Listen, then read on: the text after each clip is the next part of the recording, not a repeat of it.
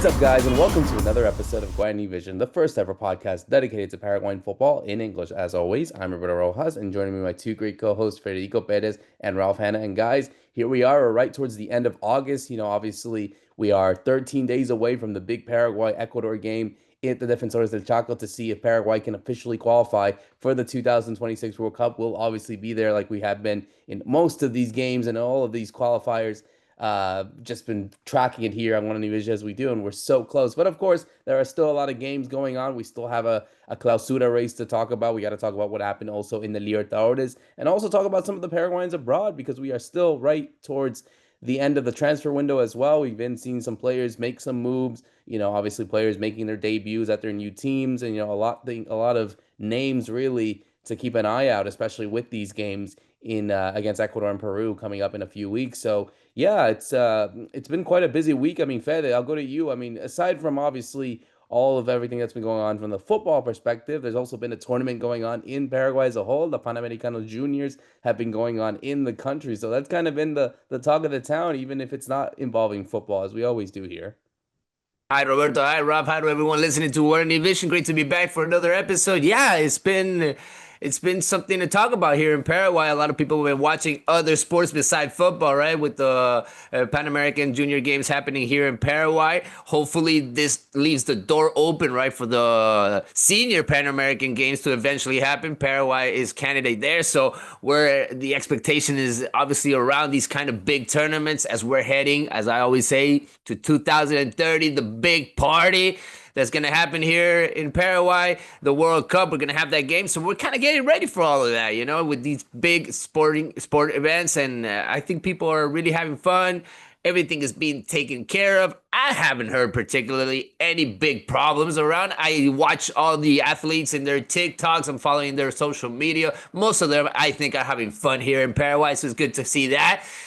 Besides, obviously, what's going on with the Pan American, we're doing actually really good. I think we're almost close to 20 medals right now, so it's pretty good. It's pretty good so far for the Paraguayan athletes. You got the right number right there, right? Right, yeah. 3 gold medals, 4 silvers, and 12 bronzes. That puts them at 19 total 19. medals as well. We're gonna get to 20. We're gonna get to 20. Don't worry about it. But as for football, I mean, yeah, maybe it could be better to watch some other sports, because for football, it's over, right? In Libertadores, guys, unfortunately, it was first Sudamericana. No Paraguayan teams there anymore in the round of 16, and now as we're heading into the best 8 of the continent in Libertadores, no Paraguayan teams there again, as Cerro Porteño fell short against Estudiantes de La Plata. They didn't do absolutely anything. They really let down their fans just one more time. They let me down after saying that, hey, I'm back on with this team. They didn't do absolutely anything in both games against Estudiantes. Gonna talk about that. Obviously, surprised about what I saw from Libertad, actually, especially in that second game against River, even though this River team has not looked like a championship team all year, right? I mean, they struggled in the World Cup, and against Monterrey, for instance, and now they struggled against Libertad at home. And Libertad, props to them, they put them on the test, right there on the line of elimination in the penalty shootout. So definitely going to talk about that. Some of the players that couldn't step up in a big game like this one, right? Especially in the penalty shootout. But I want to talk about these transfers, because these transfers have to do with the national team. A lot of these transfers have to do with players that are going to be probably on the next World Cup. I'm really happy with some of them. I don't know if I'm too happy about other ones, but I want to get my thoughts out on what's been going on these last couple of weeks. Late signings in this transfer window for our Paraguayans, I must say also. Yeah, Ralph, I'll go to you as well. I mean, certainly as much as we have to talk about the Paraguayan teams, and we will in a bit, what they did in the Libertadores, there's also the mention of the Paraguayan players, because, like I said in the beginning, we're 13 days away from the big clash against Ecuador, and, obviously, World Cup qualification is just there. It's right there. The door is right in front of us. So a lot of these players are really trying to make their moves. We spoke about Omar Alderete, and we'll talk about what he did on his debut for Sunderland, but also some other players that are really looking to make their moves to stay fit, to be in contention for the World Cup, or to keep on Alfaro's name, because again, there's only 26 players that can make that final squad. Obviously there had been some unfortunate injuries that we'll talk about in a bit as well. So that kind of also opens the door for other players too, which, you know, it's going to be inevitable. I can't say who's it going to be. I don't have a crystal ball, none of that. But you can't have a perfect squad from here that we've been focused on from the beginning of the Alfaro process to now to when the World Cup starts in June. A lot can change during that time. Yeah, that's right. I mean, for everybody, it's kind of this is their last season before the World Cup, so they want to get as many minutes in and as much game time as they can. So we've seen lots of players move around, lots of players that are in the national team or on the fringes of the national team. We've even got people going to the MLS so they can try and be in the US right ahead of time for the World Cup.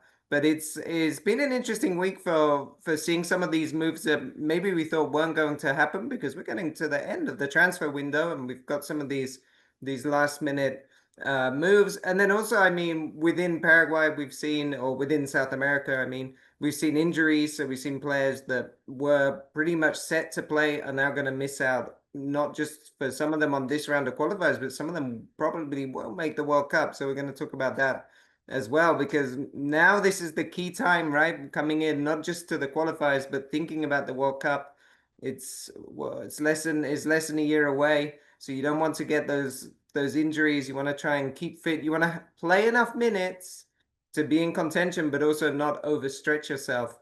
And so I think that's what a lot of the players were looking at as they started to make their moves and move around. So we got plenty to talk to about what was going on this week. Absolutely. And let's start off with what we saw in Argentina. Let's go to La Plata first because obviously Estudiantes took on Cerro Porteño in the second leg of their round of 16 tie. Obviously, Estudiantes got the crucial win over there in Asunción thanks to a last minute penalty, but it felt like Cerro Porteño had the confidence that maybe they could snatch something away to try to, force the game to penalties. And, obviously we'll talk about another game that went to penalties, but man, Fede, this was really disappointing. Again, Cerro Porteño unable to score a goal in 180 minutes over there, one in Asunción, and of course now over there in Argentina. You really look at some of the players that were able to go. I mean, Aliceda got the start again. Certainly someone that I generally thought that, after the performances that he had, maybe was warranted for a starting spot, but he did not show up as best as he can. Obviously, a lot had been talked about Jonathan Torres. He had been unable to not show a lot. Iturbe, not really as much. It really felt like that sort of defensive performance that, again, what do you do in a game like this when you need to go all out attack? And they weren't able to do. I mean, you look at some of the changes that even Diego Martinez had to make heading into the second half, obviously with Araujo and Amarilla. Cecilio, I think, came in, 10 minutes before time. So you think to yourself, how was Cerro Porteño going to win this game? It kind of felt like the writing was on the wall and that they couldn't take that opportunity. Yeah, and you just felt like Estudiantes didn't do that much to really overcome or to go through Cerro Porteño. Yeah, Cerro had a long Libertadores. Let's not forget about that. Between the Paraguayan teams, it was the team that had the longest Libertadores. They had to go through several teams, but I don't think that was the issue. This team was not tired.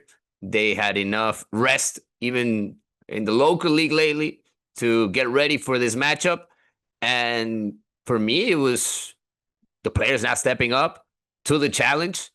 It was the coach not being up to what the team needed because he clearly did not go all out at home, and he clearly did not go all out when he needed to playing away. So what he probably was thinking was, okay, we might be eliminated against an Argentinian team like Estudiantes. All I need to do is not make it look ugly, not get as many goals as people would think that there is between Cerro Porteño and Estudiantes. There could be that difference. A lot of people would think between River and Libertad. I think a lot of people were waiting for more goals from River, but the mentality side of it, I mean, for you to head into this matchup with such a conservative team, this is not what I wanted to see at all from Cerro Porteño. This is not what I've seen lately in the local league. I think I mentioned it before the first game. I was waiting for a lot more goals, maybe from Estudiantes, but obviously from Cerro Porteño because that's what they've been showing lately. At least 3 goals in every match they've been scoring. Yeah, they get scored on, but they always respond. And I did not see that in this game, especially in the second match. I mean, just one shot at goal. And if we can even counter, right? Because It was a scrappy one. It wasn't even a real opportunity. I mean, these guys did not do what they needed to do. They did not look like a team that was following a strategy to win it. I mean, they just looked out there like they were just fighting for every ball, trying to stay in it. I mean, they did not pressure like they needed to do to get the ball back. They couldn't handle the rhythm.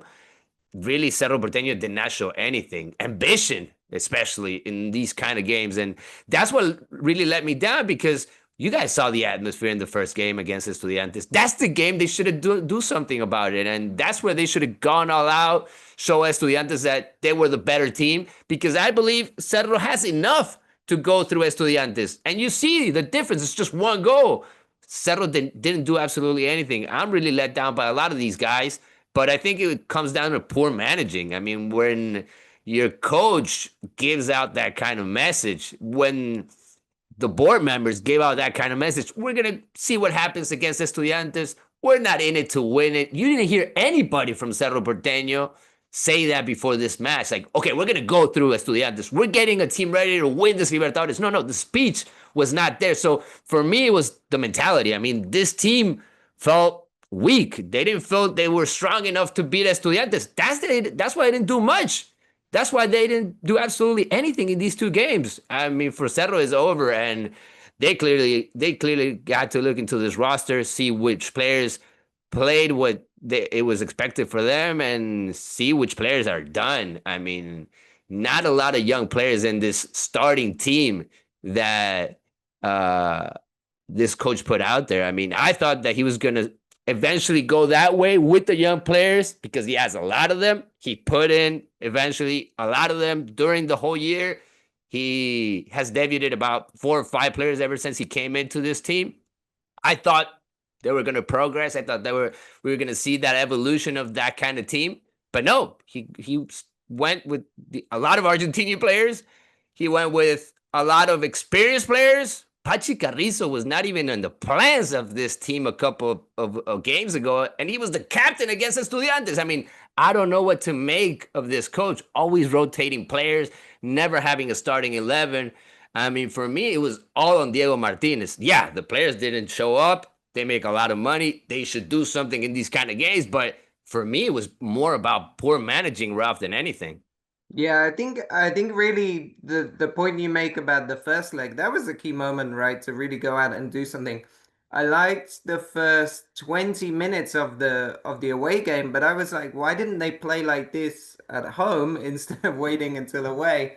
But once Pires Tamoto got injured, there was really nothing going on. That was another big blow. Of course, they'd lost Gaston Jimenez as well, but really with Morel and Peralta in the middle and Carrizo, there's no intensity there. There's no real who's gonna go and win the ball, and you could kind of tell that at that point they were just trying to find very be very vertical, get lots of long balls, and hoping. I guess they were hoping that maybe Aliceda or Iturbe could win a one-on-one and do something, which just wasn't happening. And so in the second half, he brought on Araujo, but I just didn't think that was a change at that moment. I really wanted to see Aguayo, who didn't play at all. I mean, I was thinking if your tactic is going to be you need to just throw crosses into the box, well, you need Aguayo to make those crosses. Maybe even put him on for Fabricio Dominguez, right? Go really attacking because you have Blas Riveros the other side. And yeah, there was, it's like Fede said, that there never seemed like that urgency. Maybe from about the 75th minute when he takes off Quintana and puts on Cecilio Dominguez. But by then it's like you've got what, 10 minutes to try and do something, and of course they didn't even come close. I mean, the big thing for me is it was strange how different this team was in Libertadores compared to the local league, where they often score 2 or 3 goals, and there's a much more like fluidity about them. So you could tell that something quite wasn't quite clicking either if it was mentality or they've been told to hold back to try and not let the result get away from them. But ultimately it's a really disappointing way to go out, because they went out with a whimper, right? Because they didn't go out with any like even trying to score, and they get scored on. They didn't even do that. So it was just a very disappointing watch. Like watching that game, at no point did I feel Estudiantes were in trouble. at the same time, I didn't really think Cerro were going to concede, but you just never really felt like, oh, this is the moment they're going to score a goal. I, I guess really, what's next with them? Obviously, they have the Clausura. They still got the Copa Paraguay to play. I mean, that really is playing for Diego Martinez's job, Ralph. That those two competitions, and at least now, even if they didn't really achieve what they wanted to achieve and go far in the Libertadores, they can't lose focus now with the Clausura. Yeah, I mean, they have a 4 point lead. They're only 8 games in, but obviously we only have 22 games in the whole tournament. So they really have to win the league. I mean, that has to be now the minimum because they didn't do anything in the Libertadores. And sure, they've got some injuries, but that's not enough to count them out at this kind of level. And I think to Fede's point, now's the time of let's get in some of the young players and take a bit more risk and let's move away from, let's say, Cecilio Dominguez, even Pachi Carrizo. Like, good, they've had their moments, but they're not going to take Cerro to the next level. Whereas you've got some of these young players that you haven't fully explored their potential, and so maybe these are the players that can get you onto another level and do something. So I think that's what I'd be looking for. Yes, definitely to focus on the league and to try and win it, but also let's start using some of the players, not the kind of tried and tested players. Let's do something new to try and take this to another level. But somebody's got to question Diego Martinez's decisions. I mean, the way that he handled this whole series against Estudiantes, Acero's a big team. They can't play like this. They can't just be waiting on a team to see what happens. And for those last 10 minutes, and some players that even came into this game, I mean, what is Alan Soñora doing playing those last minutes? I mean, what is the sporting director doing in Cerro Porteño? Why is he not asking Diego Martinez, why are you putting this player out there when we have young players that we can sell in the future?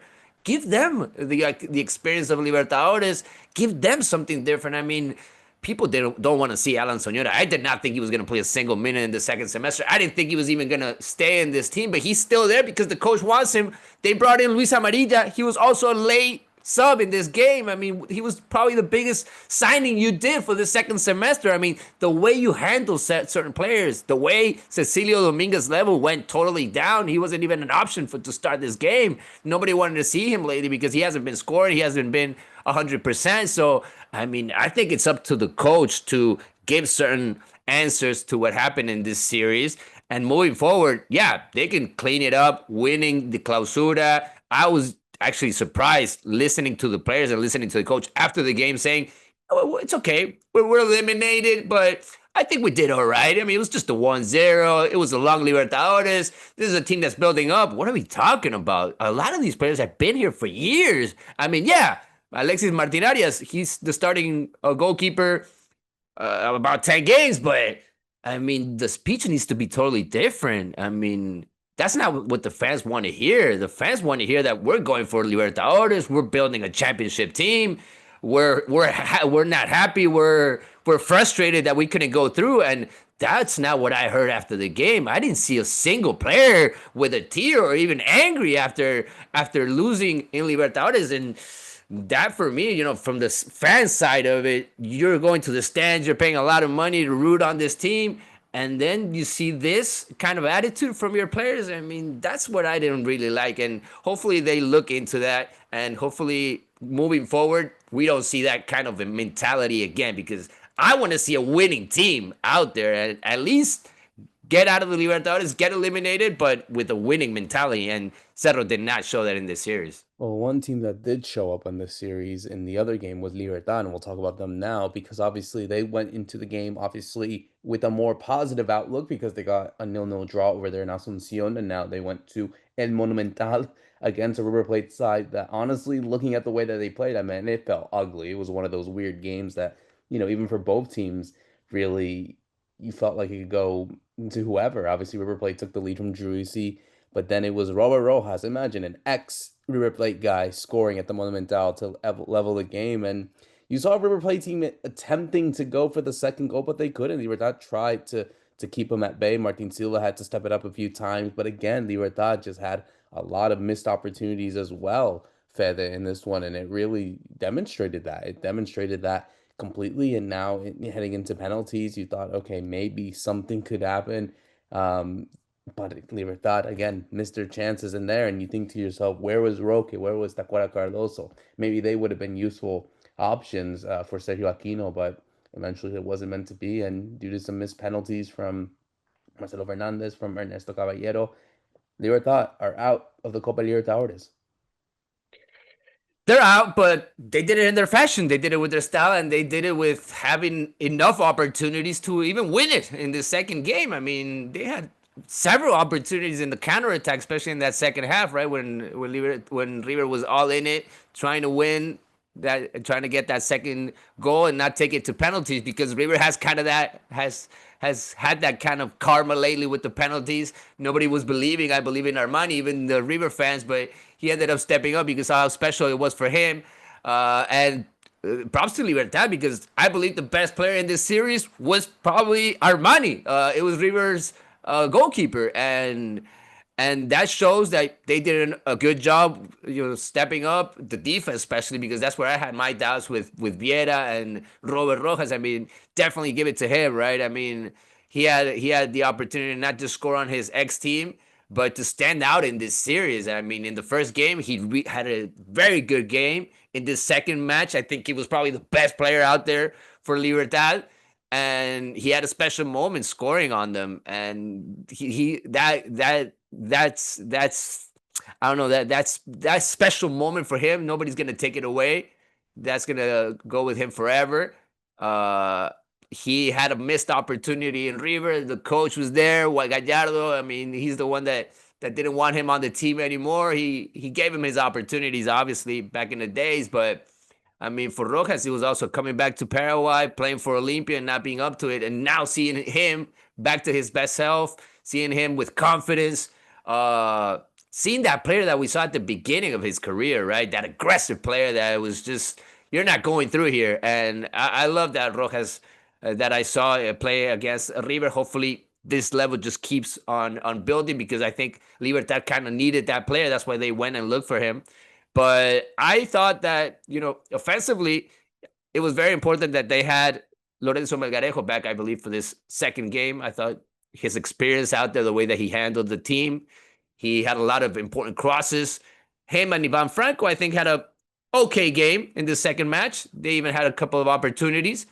But when it came down to the penalties, guys, that's where you thought that, okay, now it's your turn, Libertad. Now you got to be perfect out there. And it was not quite perfect. I mean, the way that they shot some of those balls, they had the opportunity to take it as far as they could, but they really let me down in the penalty shootout, especially some of these guys that, for them, it's a special episode in their career to put this page and to go through this episode and hopefully build on this. But it could be frustrating also, for Marcelo Fernandez, for young players, even for Ernesto Caballero, who has been kind of a downhill ever since what happened with him and the national team in the Copa America last year. He has not been back to his best self. He has lost the starting job, and now you're seeing certain players kind of struggle. For me, it was weird seeing this whole series without Roque Santa Cruz, without Tacuara Cardoso, but I mean, the coach had to kind of manage it that way also. The team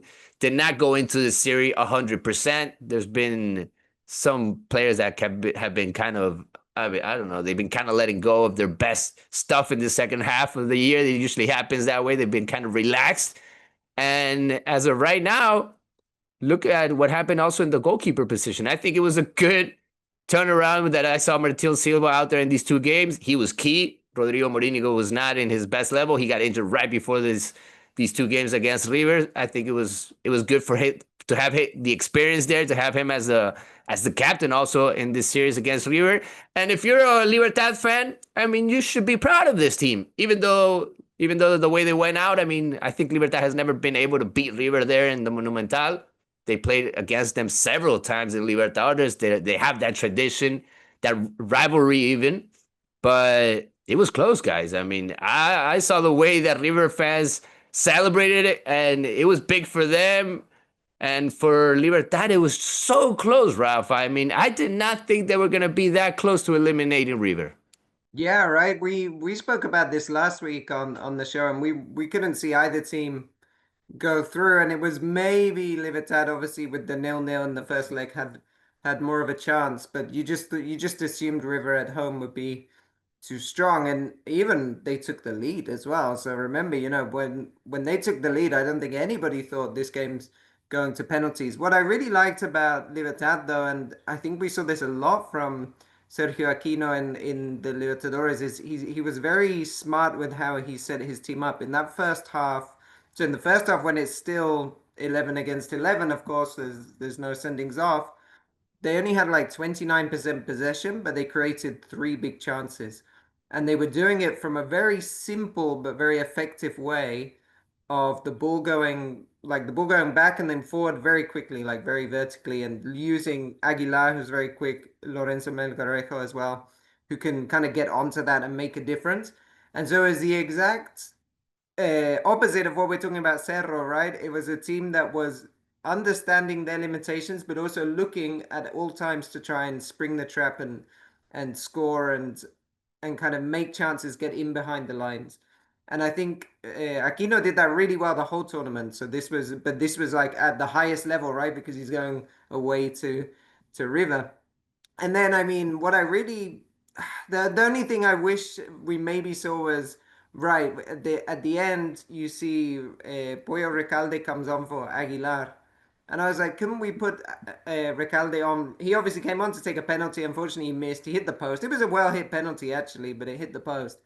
But couldn't he have come on for someone else, and you still have your striker Aguilar taking a penalty? Because when you look at those four takers, you have like Diego Vieira scored, but he's a centre back, and then Caballero is not.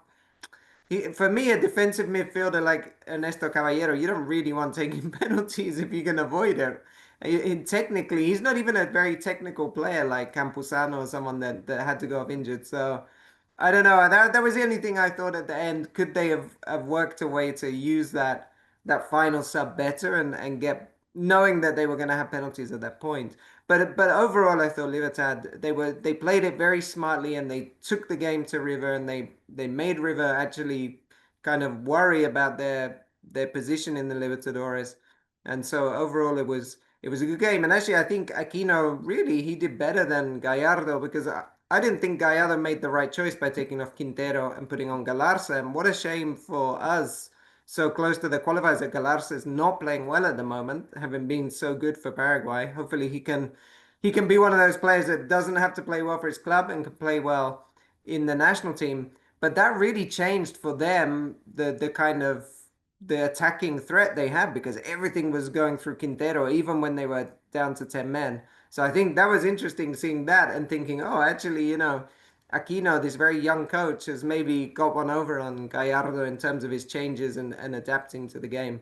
But yeah, overall, it was a good game. I think Liverpool can be proud, like Fede said, of how they performed. But now they're in this kind of weird limbo that they have where they've qualified for next year because they won the Apertura. They're not going to win the Clausura. They're way too behind. So what do they kind of do? They kind of just go through the motions. Maybe they will play some young players now. We'll see because they have in a way nothing to play for except for the Copa Paraguay, which I'm sure they'll be going all out for. Yeah, absolutely. I think as well, like similar to Cerro Porteño, it's like they want to try to save face in a way, and that could be by winning some sort of title. I think that's certainly the way that I think both these fan bases can look at it. But I think it's also the case of like this is as good as you can get, and you kind of have to understand the reality of it. So they have to go again next year in 26. Obviously, Libertad will be there. We'll see if Cerro will be there if they win this title and see what happens then with this. We unfortunately close a book on the Paraguayan teams being eliminated in the round of 16 at the Libertadores. Let's talk about what's been going on with the Paraguayans abroad. It's good that you mentioned Galarza there, Ralph, because obviously, we got the World Cup qualifiers coming up soon. We got less than 2 weeks until that game against Ecuador, like I said, and there have been some, things going on with Paraguayans abroad. I guess we'll start off with what we've been seeing from the players that have made their move. We saw with Omar Lerete getting his debut at Sunderland. He actually came in to replace an injured player, and off the bench, he gets an assist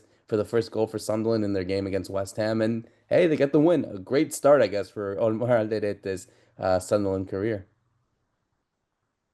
Yeah, I mean, I don't know about you guys, but I didn't have him on my like, team sheet for making assists, but it was actually a great moment because Alderete came in when it was 0-0 and they ended up winning 3-0. So I mean, that's a great moment for him. Best way to start. Maybe a surprise for Sunderland. I don't know if they thought they'd get that win so early. I was reading a stat like it's taken the newly promoted teams, usually it takes them at least 5, 6 games before they get their first win. That's been in the kind of history of the recent years of the Premier League. So the fact they get it on opening day and in such a manner, I think is really positive for them and for Alderete. I mean, now we have to see, does that cement his place? Is he going to start tomorrow? We'll find out, I guess. But it's a really good start for him in life in the Premier League. Yeah, I mean, Fede, this is really good to see as well that you see some of these players kind of a yin and yang. You have someone like Alderete who's really going on form, and then someone like Alarza who is getting those opportunities at River Plate, but isn't doing as best as he should as well. This is one of my favorite players right now in the national team, Omar Alderete, 28 years old, guys, going to the next World Cup.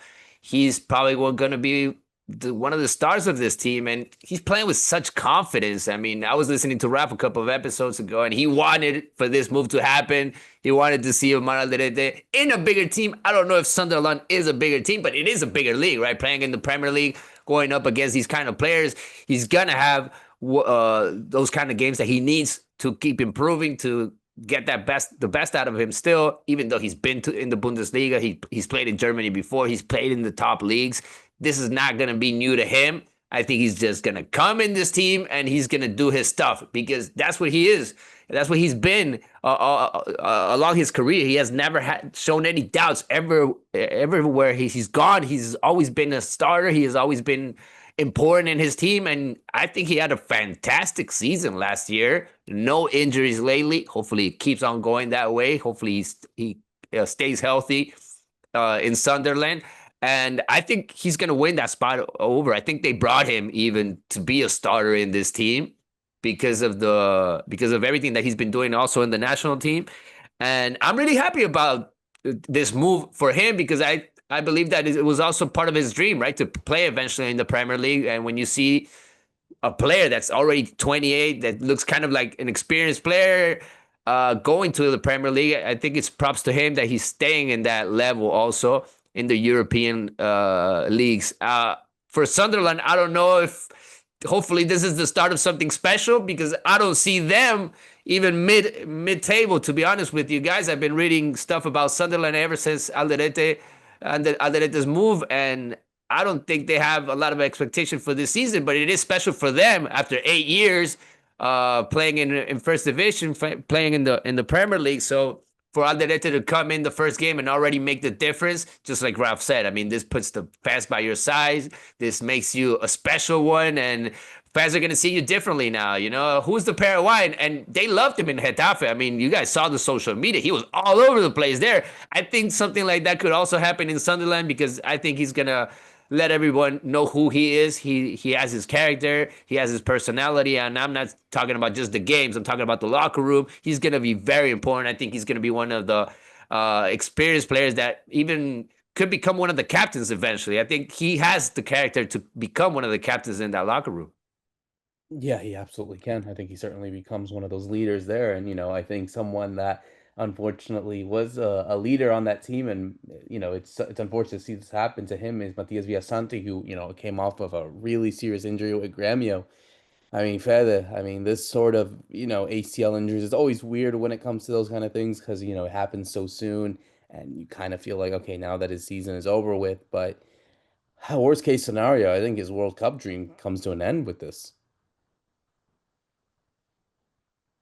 It could. It definitely could. Unfortunately, it is that kind of injury.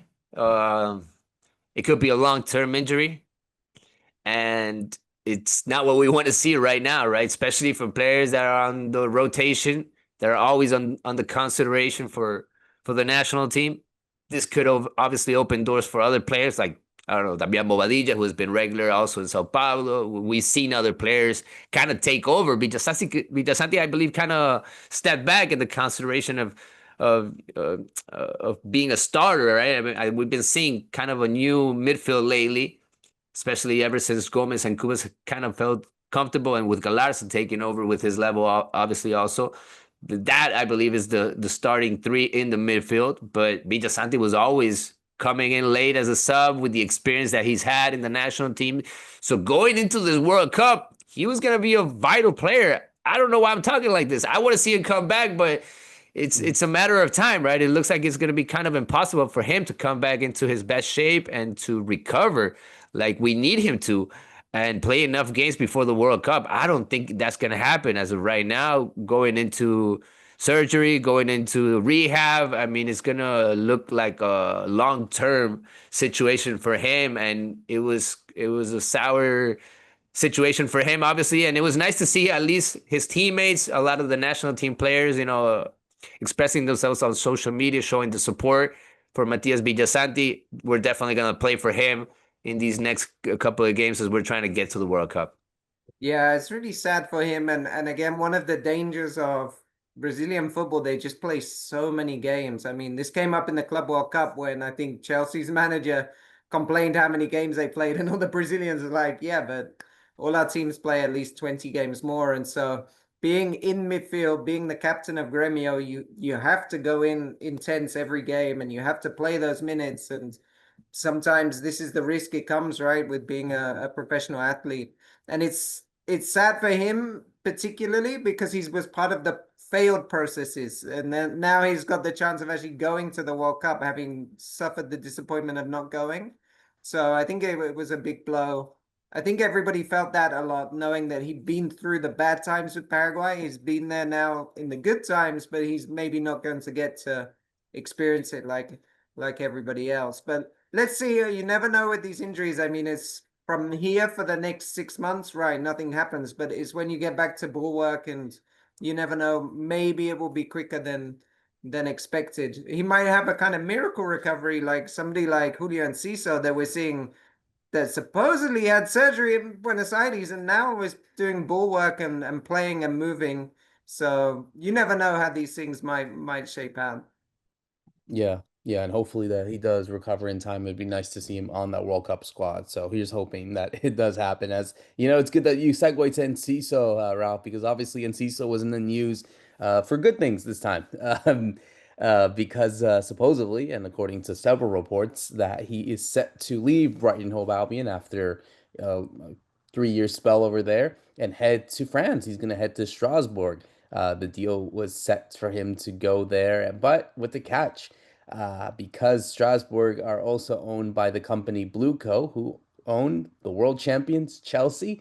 There is a bit of a sort of factor in this one that Julio Enciso will be playing at Strasbourg next season under a really young team, obviously with young players and a young manager like Ronsignor, but that if it all goes well for him, and of course, it all depends what Chelsea do, that he goes there, that he goes to the Blues and he plays for Enzo Maresca and, obviously plays back in the Premier League. I mean, Ralph, this is a weird transfer, honestly. Like, it's good for him that he's able to get, a chance to stay in Europe. I mean, there have been the rumors of him going to Palmeiras that had been going on for a really quite some time, but for him to stay in Europe, I think is really good for me. Obviously for me to see that happen to him to stay, and I'm sure both of you guys feel the same way that he's still in a competitive league and a competitive team as well. Strasbourg are doing well in the league and obviously playing in conference league. So this is a good move for him. But what happens in the future?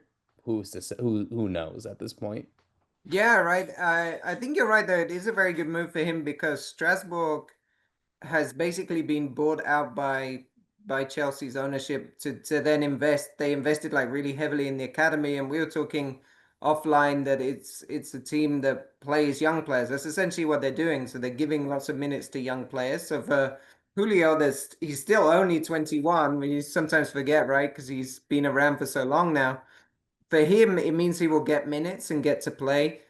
And if we're being really honest, it's in a much more relaxed atmosphere. Strasbourg are not going to challenge for the title. I guess they'll do enough to stay up. I don't think they're going to be close to going down. So it really is like a way to kind of just develop yourself and play more games. This is what we kept saying about him, right? He wasn't getting enough minutes in Brighton. When he went to Ipswich, we knew Ipswich were going to get relegated at that point, but at least he was playing games and scoring goals and making assists and that kind of thing. So this is, I think, a similar situation. So it's actually worked out much better than I expected, because when he got injured, I assumed, well, now he just has to sit at Brighton until January and who knows what will happen. And then we had the Palmeiras rumors, and you thought that would be a shame, I think, for him to come back so early to South America, because, like I say, he's still only 21. So I think this has kind of worked out quite well. But I must just say, I'm really confused to the whole summer what has happened, because if he really had the meniscus tear and he had surgery, the fact that he's already been training with the ball and he's able to do a medical, I don't know. It's like, was he really as badly injured as people said, or as it was suggested? It just seems strange that he's able to come back so quick. And so now in my mind, I'm thinking, if that was exaggerated, is he just going to be able to play World Cup qualifiers, which we assumed he couldn't? So, I mean, I'm very interested to see how this works out, but happy for him, because I think it's the right place to be. It's probably the best move he could have got, based on being injured, not having played much, and the fact that there are some doubts over him with his injury. So, yeah, I think it's a good move. It's been a weird move, right? Under a weird situation with him being injured and everything. I feel like that kind of it went against him, right? In this situation of getting of the best deal possible. Let's not forget, after those qualifiers, we thought he was going to a big team. We thought that he was maybe even going to Inter Milan or something like that. There was even talks of those kind of teams these last couple of weeks. It was of him coming back to South America. Palmeiras trying to step up and trying to meet those numbers that Brighton actually wanted, right, after investing a lot of money in this player when they hired him, just being 18 years old. And I don't know if it had to do with the sporting director now in Chelsea. It was pretty much the same scouting that did his job back in the day when they brought Julio Enciso to Brighton. Maybe they feel confident about this player. They know what he can do and what he still can accomplish. So Chelsea is thinking, maybe on the long run, because they can't sign him now. I was just reading stuff about, fair play, FIFA stuff, FIFA rules and stuff like that. Maybe they were going to have problems signing him directly to Chelsea. Maybe there's not a spot open right now in Chelsea's team for him to play. So they need him to play. The national team needs him to play also. His agent needs to find him a place where he can play and where he can feel important. Hopefully it is Racing Strasbourg, who has some kind of history, right, with at least a couple of Paraguayans that play there. Hopefully he feels comfortable in that place. If it is finally confirmed that he will go there. What I know so far is that he's going to sign with Chelsea's company, Blue Company, and I think it's a great signing, guys. I mean, under the situation, everything that he has still ahead of his career, for him to stay in Europe, I also think that is the right call. I think that's the right move. He wasn't going to have a single minute probably in Brighton, not at least with this coach. I think even Diego Gomez is struggling to get the starting job. And he went back to Brighton just to try to get out of the team, and that's the reality. I mean, he's still injured. He might need a couple of months to get into his best shape, but eventually, maybe this is the kind of move that he needs, right? To get an opportunity in a team like this where he can be important, where he can still make the difference, just like we saw in Ipswich. I mean, he really was a difference maker there, and the players that he played with felt like he was a special one. I think that kind of could happen again in a young team like this one. Hopefully there's enough South Americans to feel him comfortable in that locker room. I think that's kind of important also for him, because he needs that friendship around. We saw that especially in that first year in Brighton, right, where we saw probably the best out of him. France has not been easy for South Americans. Ask Messi. If not, hopefully he feels comfortable there. Hopefully we see the best Julio Enciso as we're heading into the World Cup. I believe that's going to be his home for the whole season, guys. I mean, I don't see him coming out of there unless he does something miracle in these first games.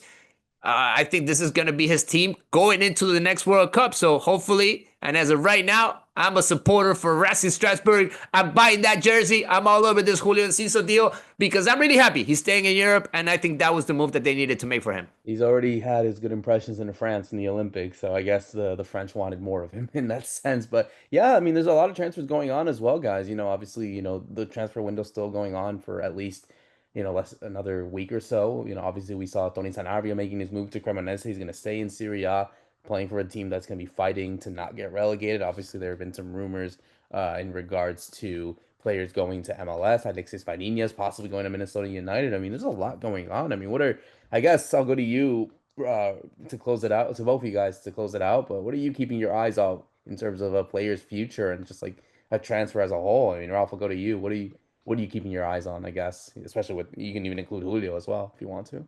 Yeah, well, I think all the players I expected to move have pretty much made it because Sanabria was going to leave Torino. I assumed he was going to go to Spain, to be honest, guys, because he loves Spain. I mean, that's where he grew up and he's always there on vacation. I kind of thought, I bet he ends up there, but he's staying in Italy with Cremonese that, of course, won a final at Wembley. There you go, if you didn't know that, because they won the Anglo-Italian Cup back in 1993, which is a tournament that used to happen when I was younger. So he'll be there and he's going to get a lot of minutes. That's a good thing, right? I think with Torino, he used to be a starter, then he kind of got pushed back, and so now he's getting more time, and that's what he wants. And he still plays at the top level, right?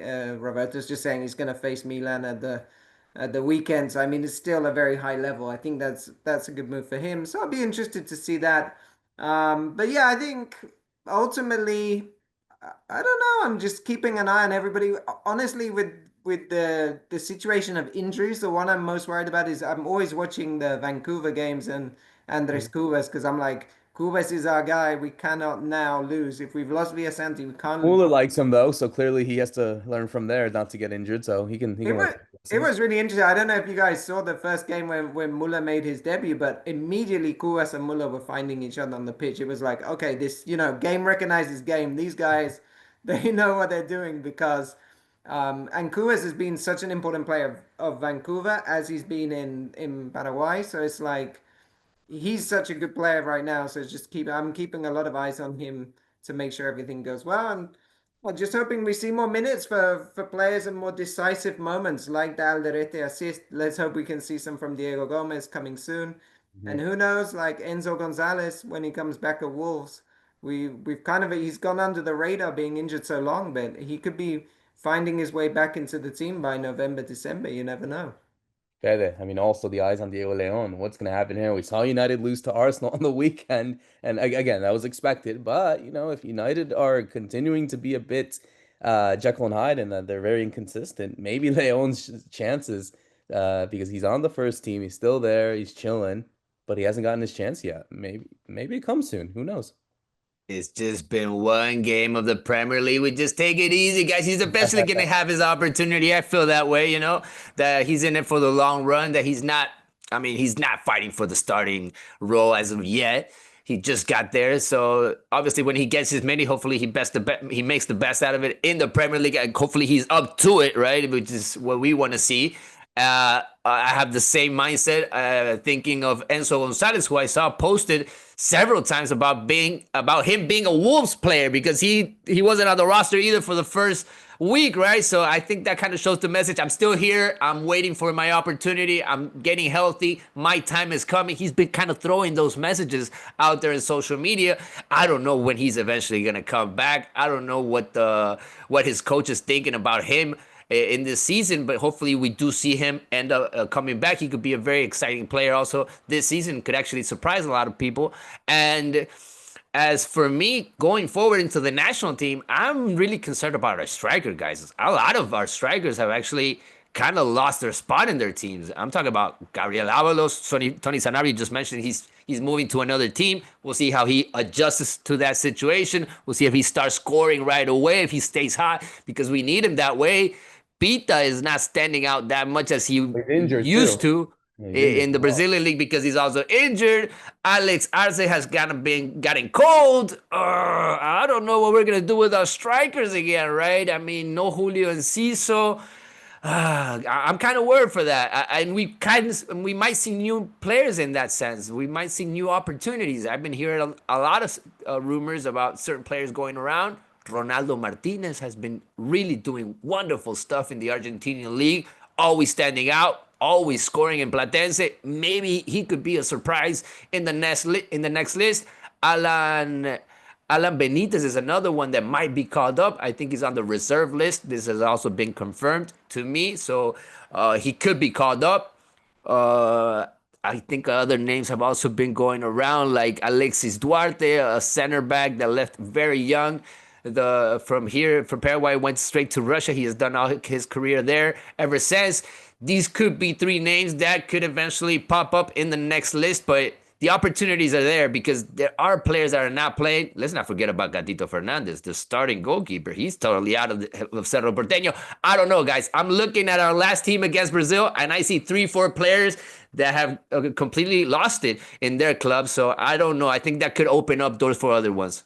I think looking at forwards, it's Gustavo Caballero at Santos now has a chance. Now that he made that move to Santos, that people are talking that he could fit in. But in terms of strikers, it's a good point by Fede. There's really nobody. The one guy that scores goals abroad is like Hector Bobadilla in Bolivia, but I don't think we're gonna call up a player scoring in Bolivia. And then maybe Charlie Gonzalez now that he's got a few goals and he's played in the national team.